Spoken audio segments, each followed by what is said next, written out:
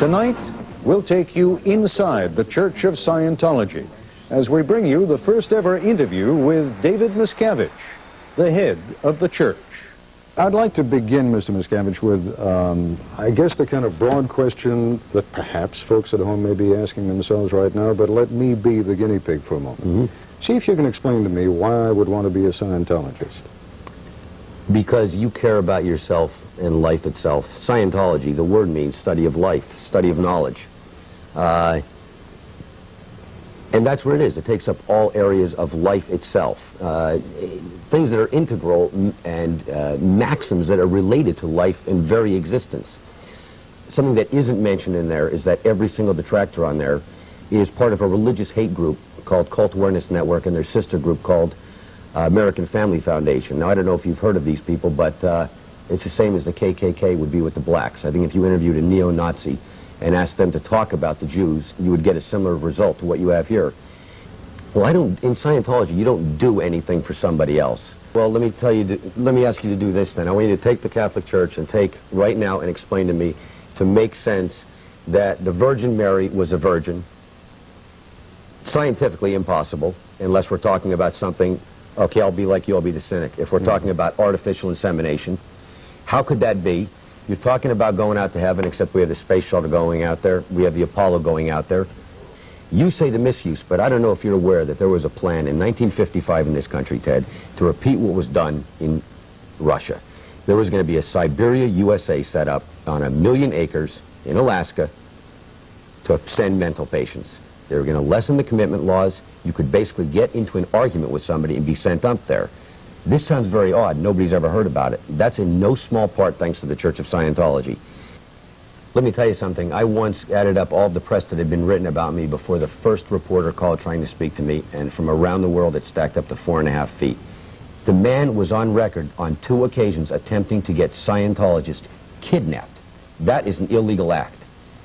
Well, I'll tell you this, by the time you start getting anywhere near the top, I guarantee you wouldn't be poor anymore, because generally people in Scientology do better if they honestly make it. In Scientology, you're dealing with yourself. You see, here, we have this in common with all religions of earth. All religions of earth try to help man to be better and to cause him spiritual improvement. Now, most in the Judeo-Christian society, they say if you have faith and you live your life, that you'll achieve spiritual salvation in the afterlife. We believe in spiritual salvation, but in the here and now. Religious belief and observance derive from pre-Oedipal oral and anal drives according to psychoanalytic theory.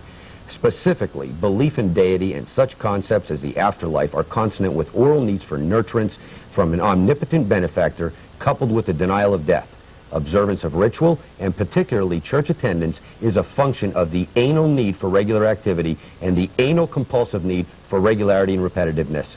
This is an offense to any religion. I am not like these people. Very specific questions are asked. The person answers them. He looks, answers the question, answers it. To handle areas of upset that are upsetting him, he knows when they are no longer upsetting him. He finds out finally for himself why they were upsetting him, and they no longer do. Never, ever, ever believe it just because we say it so.